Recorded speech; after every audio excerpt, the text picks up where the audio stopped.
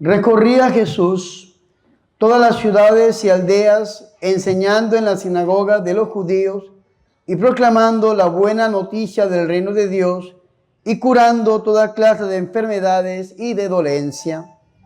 Y al ver la multitud, sintió compasión por ellos, porque andaban extenuados y abatidos como ovejas que no tienen pastor.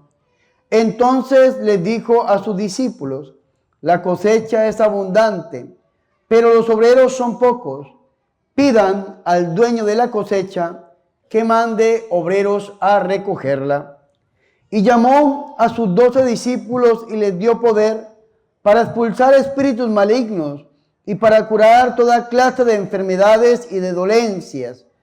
Y les dio las siguientes instrucciones: vayan a las ovejas perdidas del pueblo de Israel. Vayan y proclamen que ya llega el reino de Dios.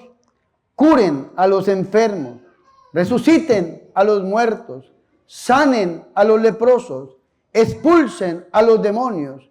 Gratis lo recibieron, denlo también gratis. Palabra del Señor.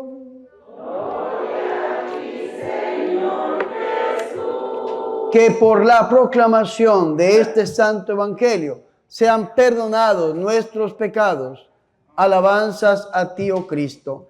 Ven, Espíritu Santo, a través del corazón inmaculado de tu amadísima esposa, la Santísima, Purísima y Castísima Virgen María. Amén.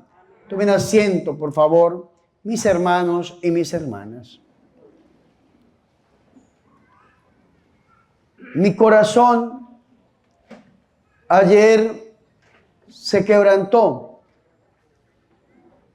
Ayer mi corazón fue roto, porque leí en el Facebook y en las redes sociales que un gran amigo mío, sacerdote, había fallecido por causa del COVID-19.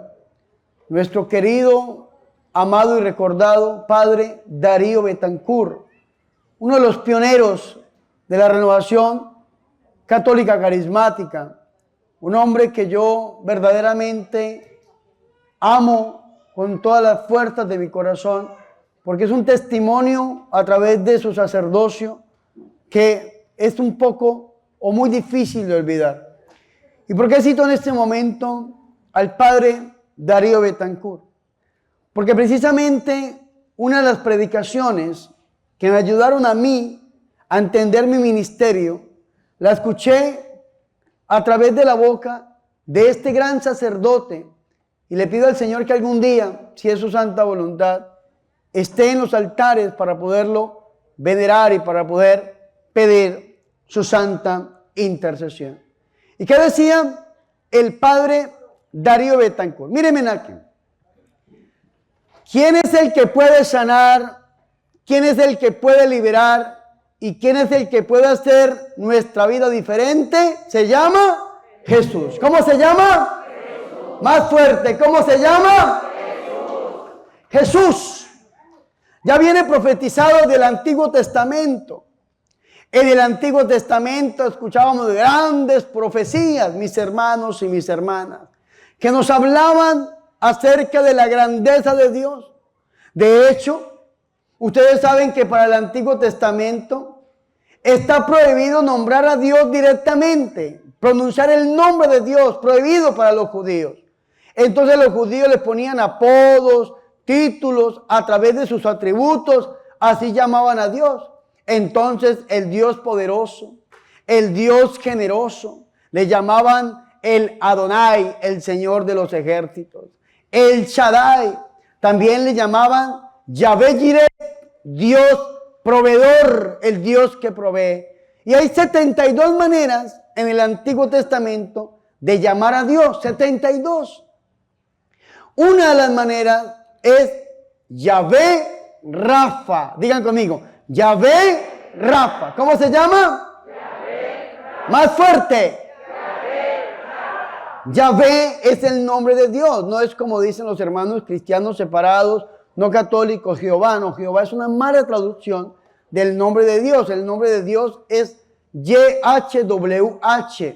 Está en primera persona, singular, masculino, futuro, indicativo del verbo ser. Y se traduce como yo soy el que seré o yo soy el que soy. Aunque está en futuro indicativo, es decir, yo soy el que seré. Yahvé le llaman los judíos, YHWH, Éxodo capítulo 3, versículo 14. Solamente un día se podía nombrar a Dios y era el día de la gran expiación, el Yom Kippur que llaman los hermanos judíos, y solamente lo podía hacer el sumo sacerdote. Ustedes pueden leer Levítico en el capítulo 16 y van a encontrar lo que yo les digo, el día del gran perdón, de la gran expiación, que los judíos lo siguen celebrando sobre finales de septiembre, principios de octubre de nuestra era. Pero vea qué bonito esto.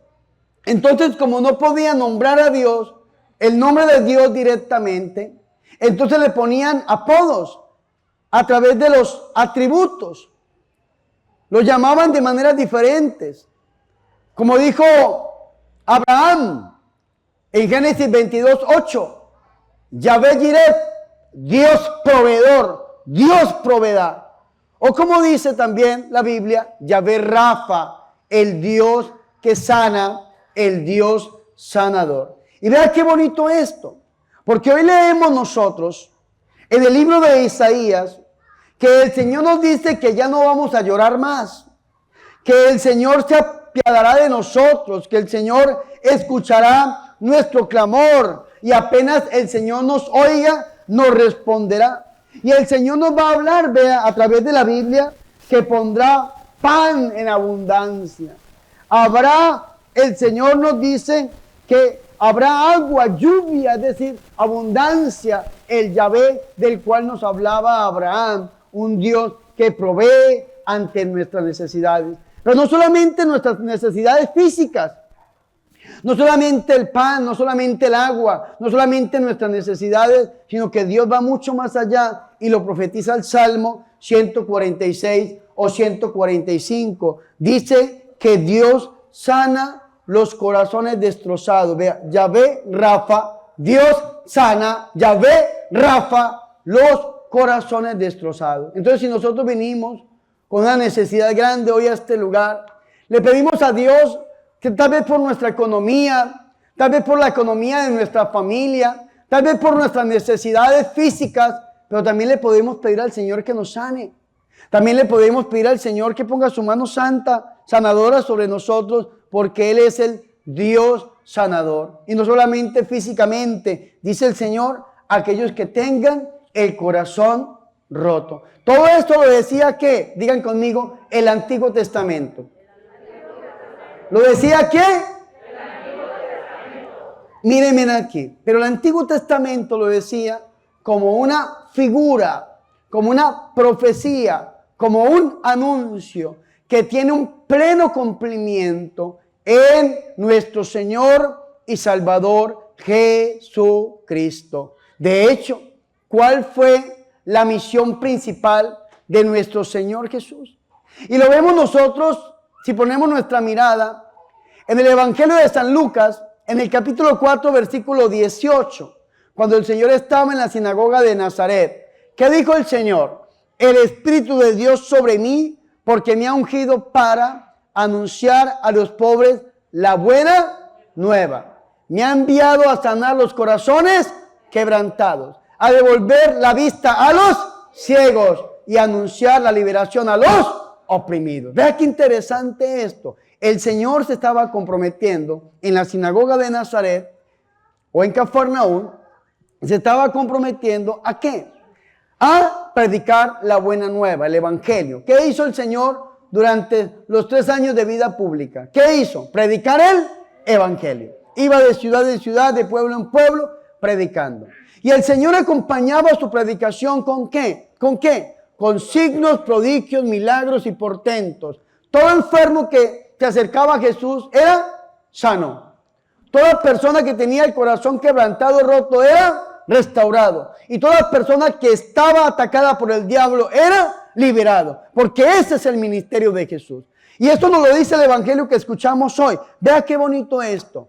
Jesús recorría todas las ciudades y aldeas, enseñando en la sinagoga de los judíos y proclamando el reino de Dios, curando todo tipo de enfermedad y dolencia. Es decir, el Señor iba predicando, iba sanando, iba liberando, porque a esto fue que se comprometió el Señor en el primer discurso, y esto fue lo que hizo el Señor durante los 3 años de vida pública. El hermano Demetrio me invitó a mí a una peregrinación a Tierra Santa y llegamos a Nazaret, el lugar donde la Virgen María recibió el anuncio por parte de Dios a través del ángel Gabriel. Uno llega ahí en la casita donde vivía la Virgen y resulta que en este lugar la Iglesia Católica construyó una basílica, una mega iglesia. Y en el segundo piso de esta mega iglesia, en la catedral, en la basílica, ahí en ese lugar donde se preside la Santa Eucaristía para el pueblo, uno va entrando y a mano izquierda de este lugar, algún día para que vayan, y si van, se acuerden de mí, hay un cuadro donde está nuestro Señor y Salvador Jesucristo. Pero lo pintaron de una manera tan característica, tan impresionante, que el Señor y Salvador Jesucristo tiene un cuerpo de atleta. El Señor en ese cuadro tiene músculo sobre músculo. Y sobre todo sus piernas. Las piernas del Señor son las piernas de atleta, con músculos fuertes. Y entonces, ¿saben qué dicen las personas? Que probablemente la condición física de Jesús era de esa manera. Era un hombre fuerte. ¿Y saben por qué? Porque el Señor era un transeúnte, era un caminante. Iba de ciudad en ciudad, de pueblo en pueblo, caminando. ¿Y qué hacía el Señor? No solamente iba caminando, el Señor paseaba y tal vez, como dicen algunos, es que estos pasean y son turistas. ¡No! ¿Qué hacía el Señor? Predicaba. ¿Qué hacía el Señor? Sanaba. ¿Qué hacía el Señor? Liberaba. Pero el Señor Jesús, que es Dios y en su infinita misericordia, cae en la cuenta de que el reino de los cielos necesita extenderse. El reino de los cielos necesita llegar, como dice el Señor en San Mateo, capítulo 28, versículo 18 en adelante. Me ha sido dado todo poder en el cielo y en la tierra, dice el Señor. Ahora yo los envío, vayan al mundo entero, vayan a todos, cataolos, católicos, vayan a todo el mundo, predicando la buena nueva del reino de los cielos, bautizando en el nombre del Padre, del Hijo y del Espíritu Santo. Y he ahí que yo estaré con ustedes todos los días hasta el fin del mundo. Envía el Señor, se llama la Gran Comisión. Esa Gran Comisión inicia hoy en el Evangelio de San Mateo, en el capítulo 10, versículo del 1 en adelante, sobre todo el versículo 6 o 1 y 2 y 6 y 8, donde el Señor Jesucristo dice que se acercó y vio la multitud, a las personas. Pero el Señor no ve masas, tal vez como lo vemos nosotros, que vemos aquí 100 o 200 personas o más, y vemos masas, no conocemos la realidad de la gente. No, el Señor no ve masas. El Señor nos conoce a cada uno individualmente por el nombre, con nuestra propia realidad. Por esta razón es que dice que el Señor vio la multitud y sintió, repítalo conmigo, compasión. ¿Sintió qué? Compasión. Más fuerte, ¿sintió qué? Compasión. Por última vez, ¿sintió qué? Compasión. La palabra compasión viene de una palabra griega del Nuevo Testamento llamada esplagmizomai. La palabra esplagmizomai traduce como amar desde las entrañas, visceralmente. El Papa Juan Pablo I dijo: Dios es un padre que ama con amor de madre, un amor visceral. La compasión se diferencia de la misericordia en tanto y cuanto que la misericordia es un sentimiento, miserere cordis, sentir dolor en el corazón por la miseria del otro, un sentimiento. La compasión lleva a una acción, a salir de nuestra propia comodidad para entrar en la realidad del otro. Y por eso el Señor siente compasión, nos ama con ternura. Y el Señor, ¿por qué sintió compasión? Porque vio al pueblo, vio a sus hijos, vio a las multitudes vejadas, abatidas, como ovejas que no tienen pastor. Y una oveja cuando no tiene pastor se llena de lana.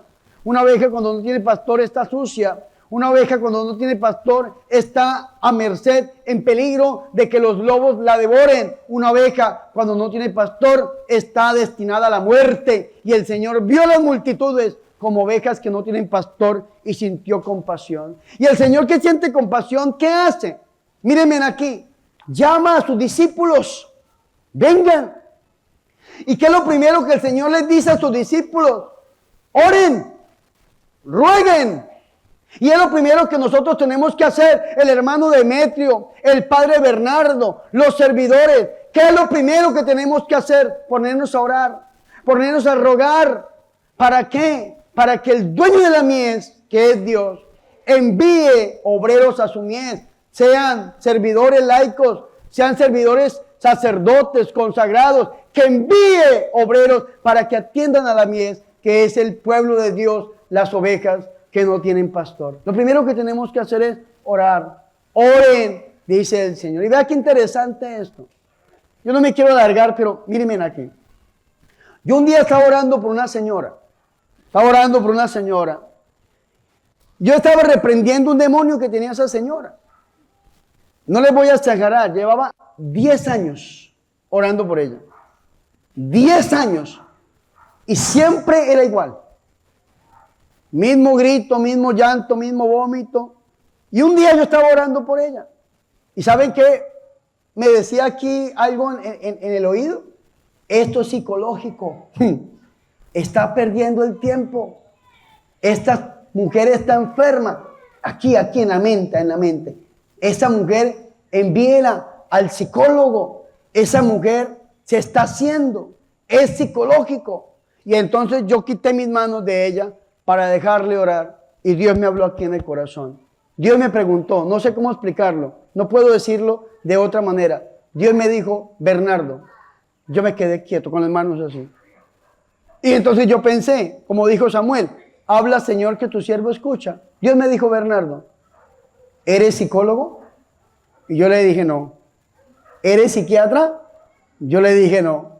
¿Qué eres? Me preguntó el Señor. Yo le respondí en el corazón, sacerdote. ¿Y sabe qué me dijo el Señor? Entonces rece pues, me dijo, a rezar.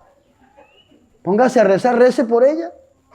Vea qué interesante esto, 10 años orando por ella. Y Dios me pregunta, ¿usted es psicólogo? Lamentablemente no, me gustaría hacerlo. ¿Psiquiatra? Lamentablemente no, me gustaría hacerlo. ¿Qué es usted? Sacerdote. Entonces ore, me dijo el Señor.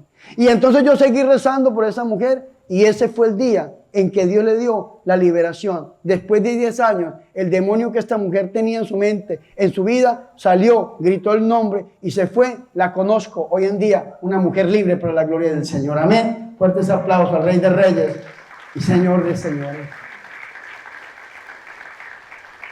¿Qué es lo que tenemos que hacer nosotros? Rezar. ¿Qué es lo que tenemos que hacer? Orar. Padre, que mi esposo, que mi esposa, que mi hijo, que mi hija, que mi suegra, que mi suegro, que mi familiar está pasando por esta o esta realidad. ¿Qué hago? Rece. Padre, que estoy enferma, ¿qué hago? Rece. Vea que ahorita estábamos orando antes de que predicara el hermano Demetrio. Y aquí hay una señora que ojalá algún día diera el testimonio. Me cuenta ella que lleva 8 años luchando contra un cáncer. Aquí está ella, aquí está el testimonio.